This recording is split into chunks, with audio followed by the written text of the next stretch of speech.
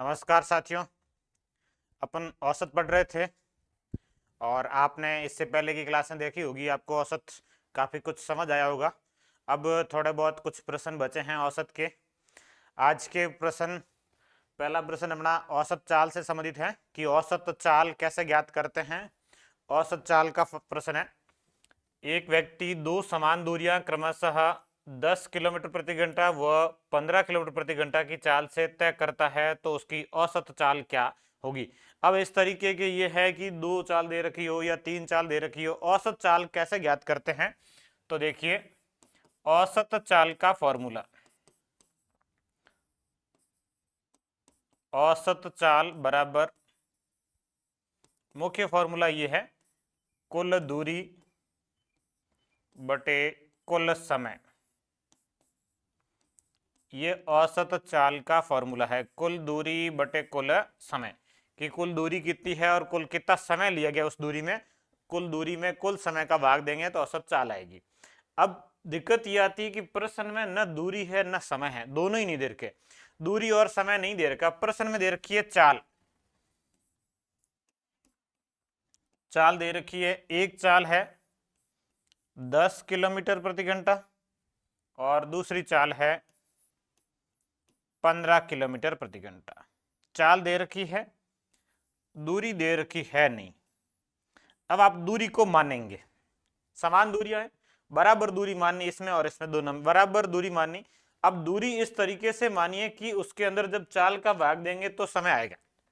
समय ज्ञात करने का सूत्र होता है समय बराबर दूरी बटे चाल, कि जो दूरी है उसके अंदर किसका भाग देना है, चाल का।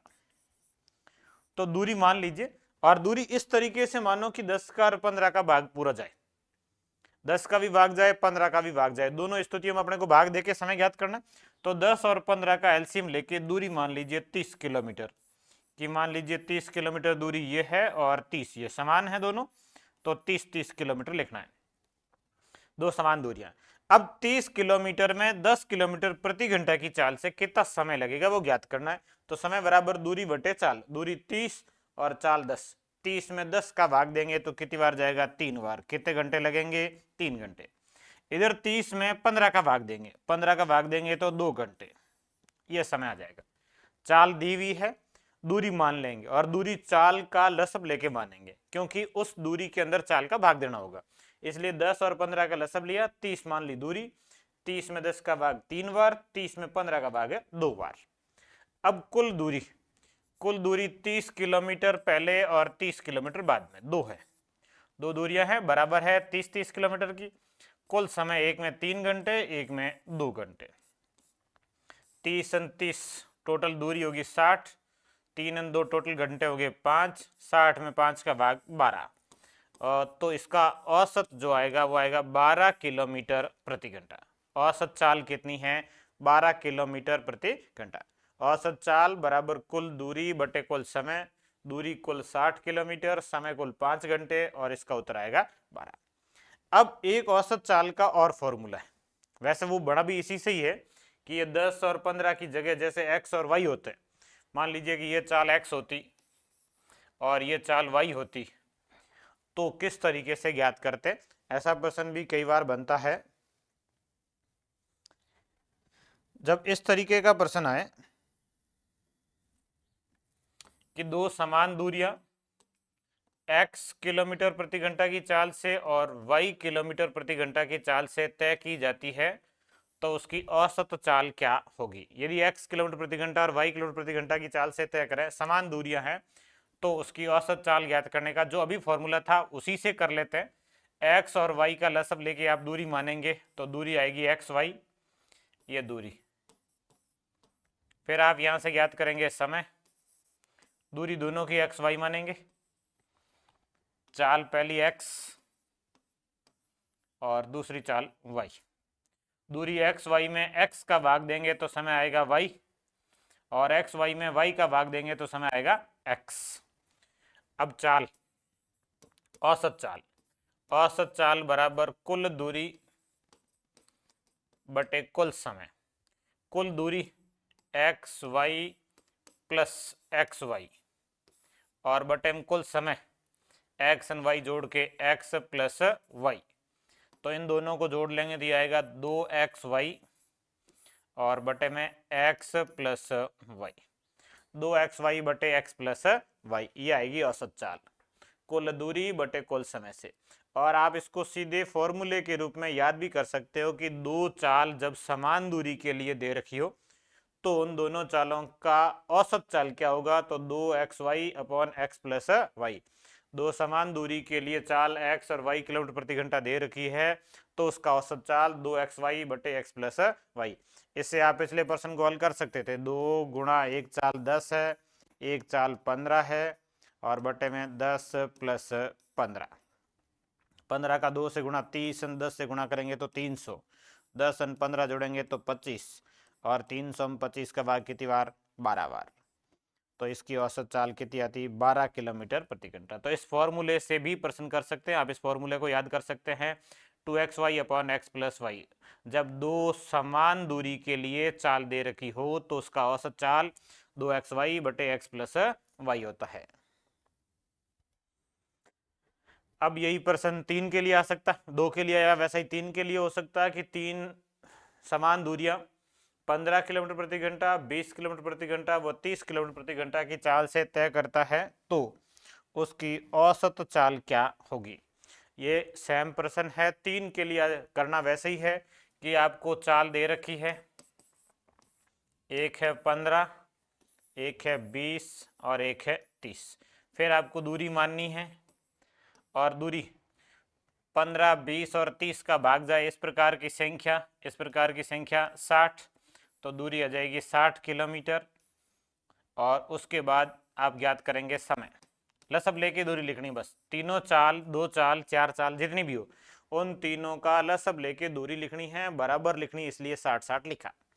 अब आप 60 में 15 का भाग देंगे, 15 चौके 60 4 घंटे, 60 में 20 का भाग देंगे, 20 तिया 60 3 घंटे और 60 में 30 का भाग देंगे 2 घंटे, ये टोटल समय हो गया।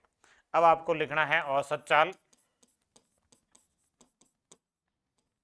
औसत चाल बराबर कुल दूरी कितनी है, 60 प्लस 60 और प्लस 60 बटे में कुल समय कितना है, तो 4 प्लस 3 प्लस 2, 4 घंटे, 3 घंटे और 2 घंटे, 60 60 60 ये हो गया 180, 4 3 7 2 हो गया ये 9 और 180 में 9 का भाग देंगे तो 20, तो इसकी औसत चाल आएगी 20 किलोमीटर प्रति घंटा।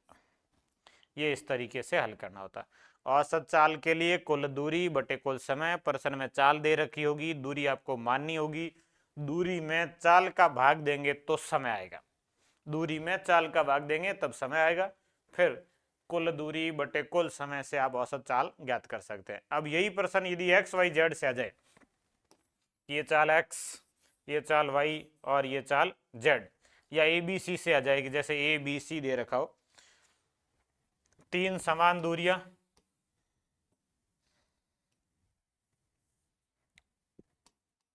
ए किलोमीटर प्रति घंटा, बी किलोमीटर प्रति घंटा और सी किलोमीटर प्रति घंटा की चाल से तय करें तो औसत चाल क्या होगी, इस तरीके से प्रश्न बन सकता है।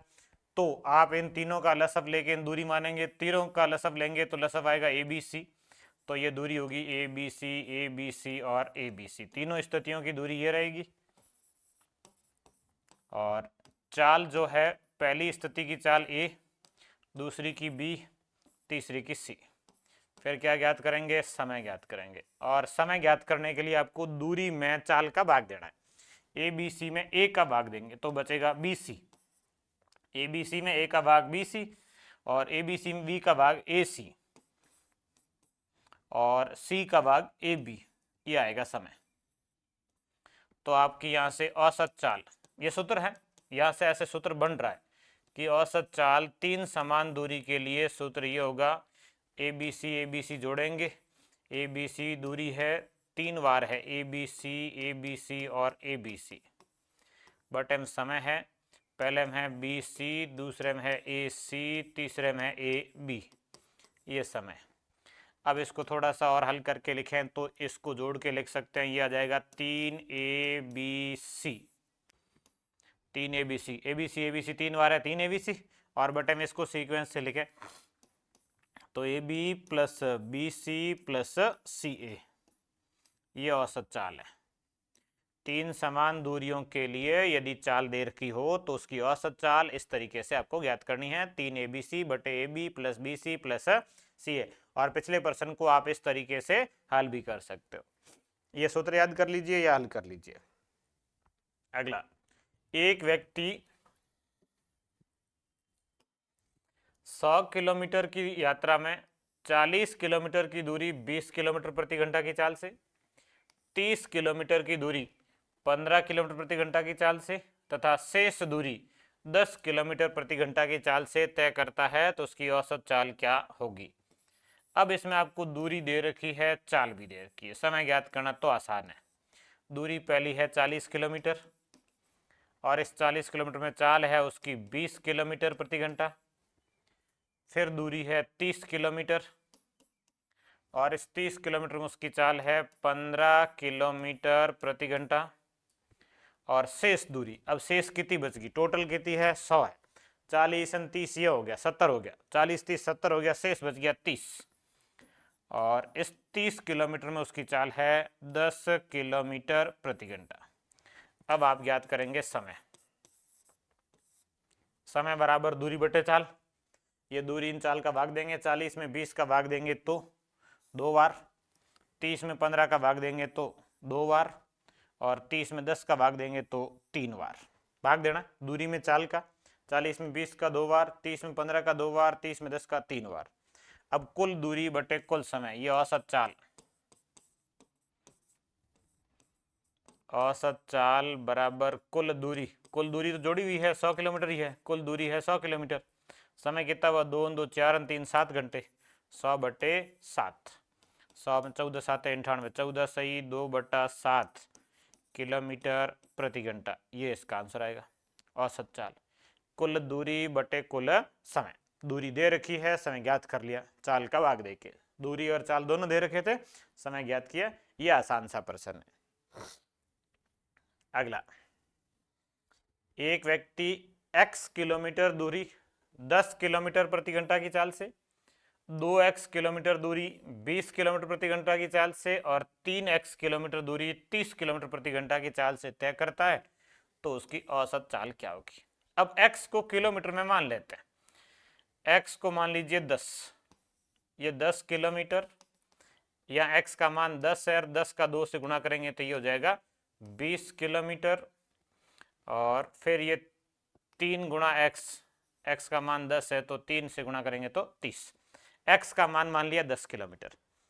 10 किलोमीटर चाल 10 किलोमीटर प्रति घंटा की चाल से, 20 किलोमीटर 20 किलोमीटर प्रति घंटा की चाल से और 30 किलोमीटर 30 किलोमीटर प्रति घंटा की चाल से, तो टोटल दूरी तो होगी 10 प्लस 20 प्लस 30, ये कुल दूरी। पहले में 10, दूसरे में 20 और तीसरे में 30। अब कुल समय कितना लगा, 10 में 10 के हिसाब से 1 घंटा लगेगा, 20 में 20 के हिसाब से भी 1 घंटा लगेगा, और 30 में 30 के हिसाब से भी 1 घंटा लगेगा, टोटल 3 घंटे लगेंगे।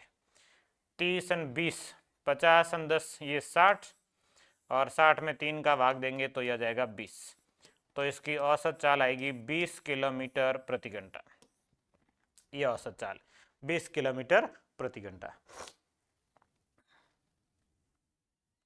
अगला, एक व्यक्ति अपनी यात्रा का आधा भाग 60 किलोमीटर प्रति घंटा की चाल से, शेष का आधा भाग 30 किलोमीटर प्रति घंटा की चाल से तथा शेष भाग 10 किलोमीटर प्रति घंटा की चाल से तय करता है तो उसकी औसत चाल क्या होगी। अब इस तरीके का जब भी प्रश्न आए तो दूरी को आप मान लीजिए, उसका आधा भाग 60 किलोमीटर, तो दूरी मान लीजिए 120 किलोमीटर की, कुल दूरी 120 है, इसका आधा भाग, इसका आधा भाग मतलब हो गया 60 किलोमीटर। इस 60 किलोमीटर में इसकी चाल है 60 किलोमीटर प्रति घंटा। फिर अगला क्या कह रहा है, शेष का आधा भाग, 120 में से ये 60 हो गया, शेष बचा 60, और 60 का आधा, 60 का आधा हो जाएगा 30, 30 किलोमीटर में उसकी चाल भी कितनी है 30 किलोमीटर प्रति घंटा है, और अब बच गए 30 किलोमीटर, टोटल 120 है, 60 30 90 हो गए, 30 किलोमीटर और बच गया, और इस 30 किलोमीटर में उसकी चाल है 10 किलोमीटर प्रति घंटा। शेष भाग में चाल कितनी है? 10। टोटल दूरी 120, आधा भाग 60, शेष का आधा, शेष 60 का आधा 30, फिर शेष बचे 30। 30 में चाल है 30 और शेष वाले में है 10। 60 में 60 के हिसाब से 1 घंटा लगेगा, 30 में 30 के हिसाब से 1 घंटा लगेगा, 30 में 10 के हिसाब से 3 घंटे लगेंगे, 30 में 10 का भाग देंगे, 3 घंटे लगेंगे। अब कुल दूरी बटे कुल समय, औसत चाल, औसत चाल बराबर कुल दूरी। कुल दूरी है 120 किलोमीटर और बटे में कुल समय 3 2 5 घंटे। 120 में 5 का भाग 24, 24 किलोमीटर प्रति घंटा, ये इसकी औसत चाल आएगी।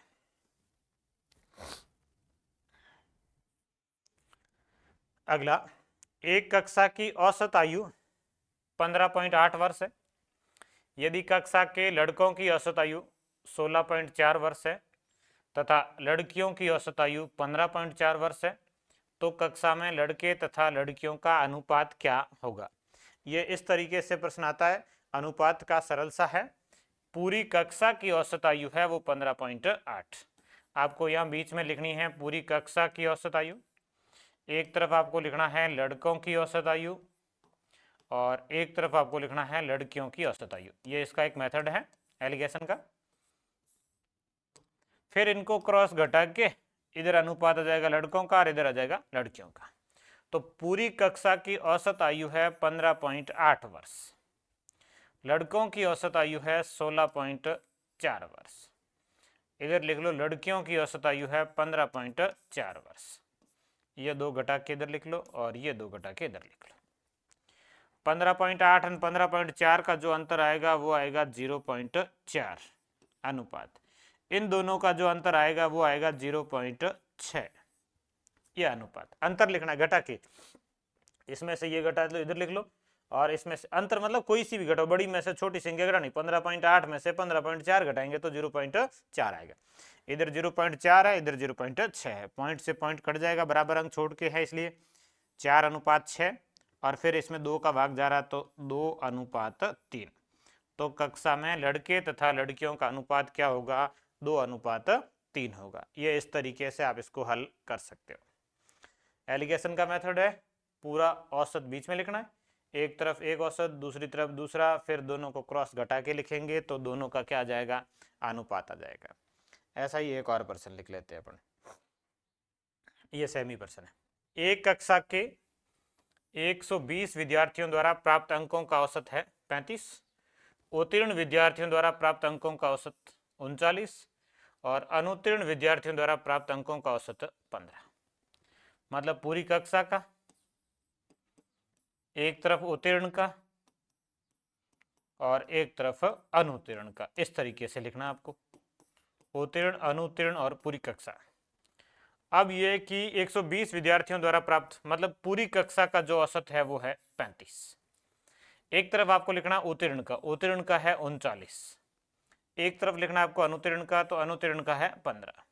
यहाँ से इनका अनुपात आ जाएगा 39 और 35 का डिफरेंस 4, इन दोनों का 35 15 का 20, 20:4।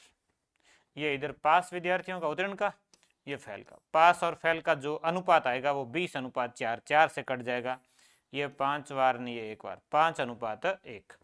पास और फेल विद्यार्थियों का अनुपात,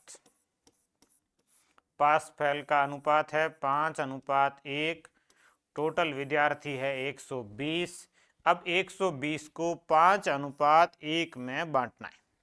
120 को 5:1 में बांटेंगे तो 5 और 1 टोटल 6 से करने, इसलिए आप पहले 120 में 6 का भाग देंगे। 120 में 6 का भाग जाएगा 20 बार, एक हिस्से का मान 20, मतलब ये फेल विद्यार्थी 20 और ये 20 का 5 से गुणा, 20 गुणा 5 कितना हो जाएगा? 100। तो 100 विद्यार्थी पास हुए, 20 विद्यार्थी फेल हुए। आपको पूछा है पास कितने हुए, तो पास कितने हुए हैं? 100 विद्यार्थी हुए। इस तरीके से आप इस प्रश्न को हल कर सकते हो। अनुपात से बंटवारा करना आना चाहिए। 5:1 में 120 को 5:1 में कैसे बांटेंगे, तो 5 और 1 6 है और 6 का भाग देंगे तो 20 बार जाएगा। 20 का 1 से गुणा कर लो, 20 का 5 से गुणा कर लो। 20 गुणा 5 100, ये उत्तीर्ण विद्यार्थी आपको पूछेंगे। अगला, अब कोई विशेष टाइप के प्रश्न नहीं बचे, यूं ऐसे विशेष प्रश्न है। एक किसी क्रिकेट टीम में 2 खिलाड़ियों की आयु क्रमशः 17 वर्ष व 20 वर्ष है। इनके स्थान पर 2 नए खिलाड़ियों के आने से टीम के 11 खिलाड़ियों की औसत आयु 2 माह कम हो जाती है। तो नए खिलाड़ियों की औसत आयु कितनी होगी? 2 खिलाड़ी हैं, उनकी जगह नए आ रहे हैं, 17 और 20 वर्ष के, इनके स्थान पर नए आए, तो नए की आयु, नया बराबर गया, फिर प्लस माइनस होता है, औसत में वृद्धि होती है तो अधिक होगा, और औसत में कमी होती है तो कमियां कमी हो रही है, कमी हो रही है, इसका मतलब नया कम होगा। माइनस औसत कमी और गुणा कुल संख्या, ये इसका फॉर्मूला। वैसे अपन पढ़ चुके हैं, वहां एक विद्यार्थी ऐसे आपस में चेंज होता है, यहाँ 2 संख्याएं चेंज हो रही है कि 2 खिलाड़ी है 17 और 20 वर्ष के, तो दोनों को मान लीजिए 17 और 20 टोटल कितने हो गए? 37 वर्ष आयु का जैसे एक खिलाड़ी है, तो उसकी जगह नए आने से इनकी औसत आयु में 11 जनों की औसत आयु में 2 महीनों की कमी होती है। 11 गुणा 2 22 महीनों की कमी हो गई। ये 22 महीने घटा लीजिए 37 वर्ष में से, 37 वर्ष माइनस 22 माह। अब ये घटाना भी आना चाहिए। 37 वर्ष में पहले 1 वर्ष घटा लो, 12 महीने घटा लेते हैं, 36 वर्ष बचेंगे। अब देखो 36 वर्ष है, 12 महीने घटा लिए, शेष बच गए 10 महीने। अब 10 महीने और घटाने, 36 वर्ष में से 10, तो 1 वर्ष पूरा घटा लो, 35 वर्ष, और उस 1 वर्ष में से 10 महीने घट जाएंगे तो 2 महीने बच जाएंगे। तो ये 35 वर्ष और 2 माह, 36 वर्ष है, 10 महीने घटाएंगे तो 35 वर्ष 2 माह। 35 वर्ष 2 माह दोनों खिलाड़ियों की कुल आयु होगी, एक मान के चल रहे थे इसलिए, दोनों की कुल आयु है 35 वर्ष 2 माह। आपको इनका पूछा गया औसत, औसत में 2 का भाग दे देंगे, 2 खिलाड़ी दोनों की औसत कितनी होगी, तो 35 वर्ष 2 माह, इसके अंदर भाग देंगे 2 का, 35 में 2 का भाग, 17 2 34, 17 वर्ष, 1 वर्ष बच गया, 12 महीने बच गए, 12 2 महीने, ये 14 महीने हो गए, 14 महीने में 2 का भाग देंगे तो 7 महीने। 35 में 2 का भाग 17, 17 2 34, 1 वर्ष बचेगा, 1 वर्ष का मतलब 12 महीने बच गए, 12 महीने और 2 महीने, ये 12 2 14 महीने हो गए, 14 में 2 का भाग दे दो, 7 महीने। तो ये नए खिलाड़ी जो 2 आएंगे उनकी औसत आयु होगी 17 वर्ष और 7 माह। अगला, एक कस्बे की जनसंख्या में महिलाओं तथा पुरुषों का अनुपात 9:11 है। यदि महिलाओं की औसत आयु 34 वर्ष तथा पुरुषों की औसत आयु 32 वर्ष है, तो कुल जनसंख्या की औसत आयु कितनी होगी? यह इस तरीके से प्रश्न है। एक कस्बे की जनसंख्या में महिलाओं तथा पुरुषों का अनुपात 9:1 है। यदि महिलाओं की औसत आयु 34 वर्ष और पुरुषों की औसत आयु 32 वर्ष है, तो कुल जनसंख्या की औसत आयु कितनी होगी? अब ये कि जो अनुपात है वहां से संख्या मान लीजिए कि 9:11 से मान लीजिए कि पुरुषों की संख्या और महिलाओं की संख्या 9 और 11, ये अपना संख्या लिख रहे हैं। पहले है महिलाओं की संख्या, फिर है पुरुषों की संख्या। महिलाओं की संख्या का अनुपात है 9 और पुरुषों की संख्या का अनुपात है 11। मान लीजिए कि 9 महिलाएं हैं और 11 पुरुष है। यदि महिलाओं की औसत आयु, फिर औसत, वो संख्या और ये औसत, महिलाओं की औसत 34 और पुरुषों की औसत 32। महिलाओं की औसत आयु 34 वर्ष है, पुरुषों की 32 है, कुल जनसंख्या की। अब इनकी पहले कुल आयु ज्ञात करेंगे, फिर औसत आएगा। औसत और संख्या दे रखी है, कुल आयु ज्ञात करनी। औसत दिया हुआ, संख्याएं दी हुई, 9 महिलाएं 34 औसत आयु, 11 पुरुष 32 औसत आयु। कुल आयु कितनी होगी? तो 34 गुणा 9 करेंगे, 34 का 9 से गुणा करेंगे, 9 चौके 36, हासिल लगेगा 3, 9 तिया 27, 27 और 3 हो जाएंगे 30, ये हो जाएगा 306। अब 32 का गुणा करेंगे 11 से, तो 32 का 11 से गुणा करेंगे 2 2 3 5 और 3, ये 352। 32 गुणा 11 पुरुषों की कुल आयु और 34 गुणा 9 महिलाओं की कुल आयु, औसत के लिए सभी की कुल आयु में कुल संख्या का भाग दे दो, सभी का औसत, तो सभी की आयु जोड़ लेते हैं। सभी की आयु महिलाओं की 306 है और पुरुषों की 352 है, बट एम कुल संख्या महिलाओं की संख्या 9 है और पुरुषों की संख्या 11 है। यह अनुपात से मान लिया था। 306 52 52 6 58 300 306 658 बटे 11 9 हो गए 20। 658 में पहले 2 का भाग दे देते हैं, 6 में 3 बार, 58 में 29 बार, 2 का भाग दे दिया। अब भाग देना है 10 का, 10 का भाग देंगे तो यह आएगा 32.9।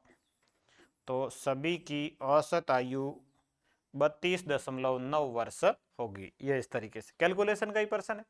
महिला और पुरुषों का अनुपात 9:11, औसत आयु 34-32, कुल के लिए इन दोनों का गुणा और सभी का औसत मतलब सब औसत आयु जोड़ के कुल संख्या 9 और 11 20 का भाग दे दो, तो ये इसका आंसर आ जाएगा 32.9।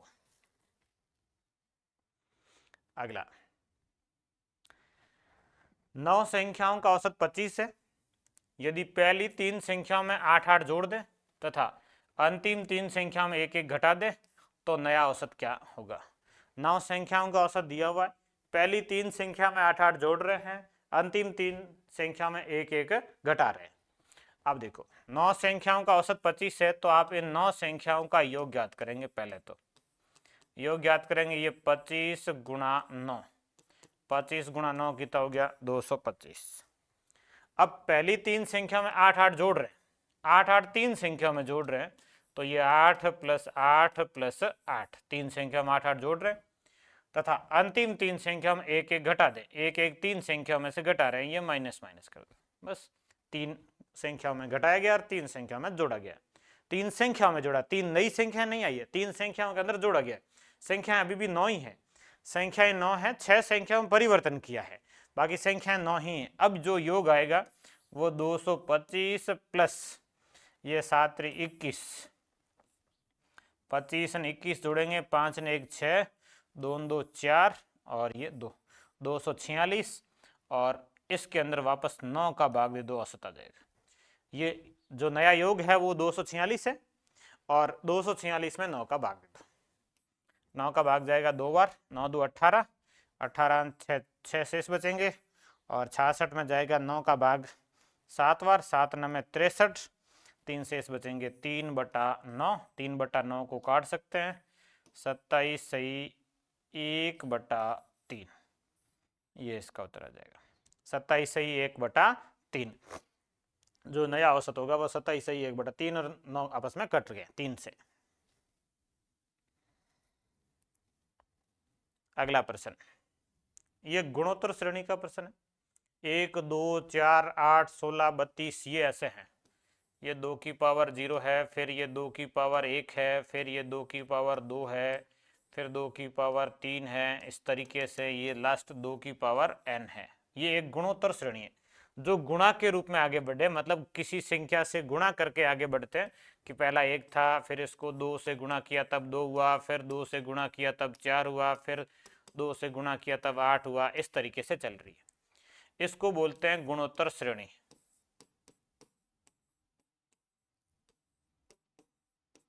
गुणा के रूप में जो आगे चलती है, गुणा भाग दोनों में, भाग में भी हो सकता है, गुणा में भी, इसको गुणोत्तर श्रेणी बोलते हैं।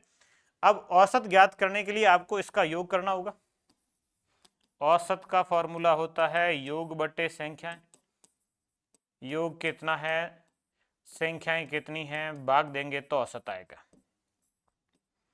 योग इस गुणोत्तर श्रेणी का, गुणोत्तर श्रेणी पहला पद 1, दूसरा पद 2, तीसरा पद 4, चौथा पद 8, इसी तरीके से अंतिम पद 2 की पावर n, इसका योग ज्ञात करना है। गुणोत्तर श्रेणी का योग Sn बराबर, इसका फॉर्मूला a कोष्टक r की पावर n -1 अपॉन r -1, ये गुणोत्तर श्रेणी के योगफल का फॉर्मूला है। a कोष्टक r की पावर n -1 बटे r -1।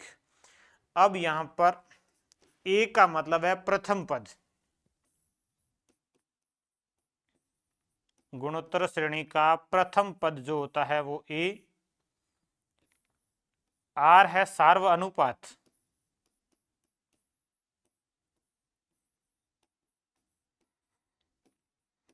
सार्व अनुपात में ये होता है कि दूसरे पद में आप पहले पद का भाग देंगे, दूसरा पद बटे पहला पद।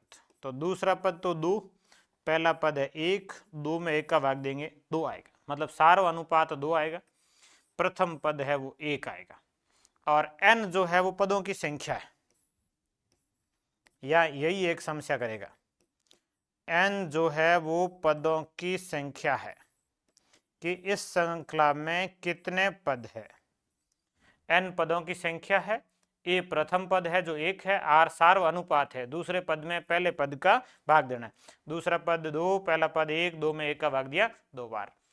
अब यहां पर ए का मान लिखना है 1, कोई दिक्कत नहीं। आर का मान लिखना है सार्व अनुपात 2, कोई दिक्कत नहीं। एन पदों की संख्या कितनी, यहां कंफ्यूज रहते कि पदों की संख्या कितनी, एक एन है, नहीं है।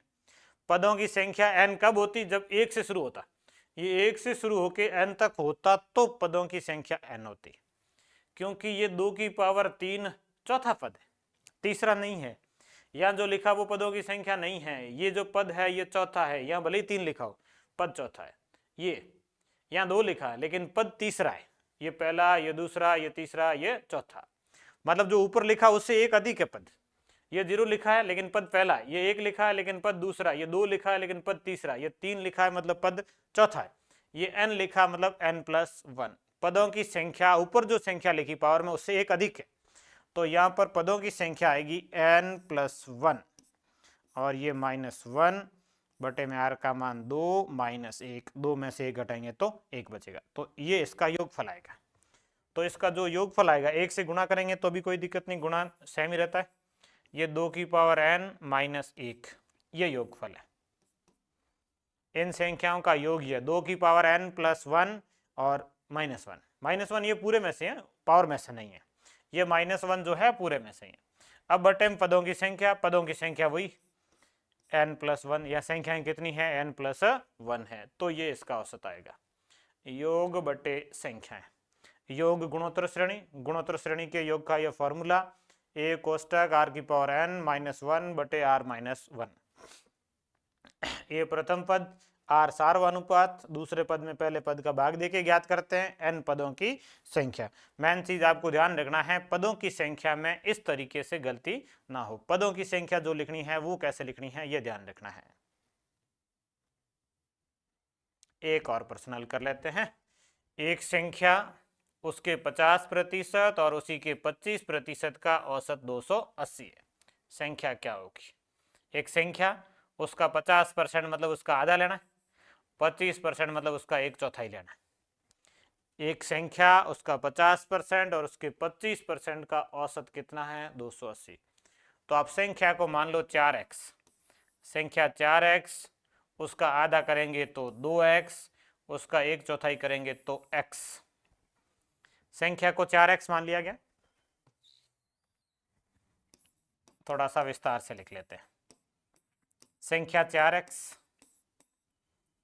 50% मतलब आधा, 50% का मतलब आधा होता है, 4x का आधा करेंगे तो कितना आएगा 2x, और इसी संख्या का 25% करेंगे तो 1/4, और 4x का 1/4 करेंगे तो कितना आएगा x। संख्या 50% और 25% का औसत, मतलब इन तीनों को जोड़ के 3 का भाग देंगे, 4x + 2x + x बटे 3 और बराबर कितना है 280। 4 2 6 1 7x, 7x बराबर 280 गुणा 3, x बराबर 280 गुणा 3 और बटे 7। 7 इससे कट जाएगा 28 से 4 बार, 4 का 3 से गुणा 12 और 1 0, 120। x का मान कितना आएगा 120। अब आपको x नहीं पूछा, पूछा क्या है, संख्या पूछिए। संख्या 4x है, संख्या जो है वो है 4x, 4 गुणा x का मान 120, 12 चौके 48, 480। संख्या क्या आएगी 480 आएगी, तो वह संख्या क्या होगी 480 होगी। आप इस तरीके से इस प्रश्न को हल कर सकते हो। ये अपने औसत के जो प्रश्न थे आज की क्लास के।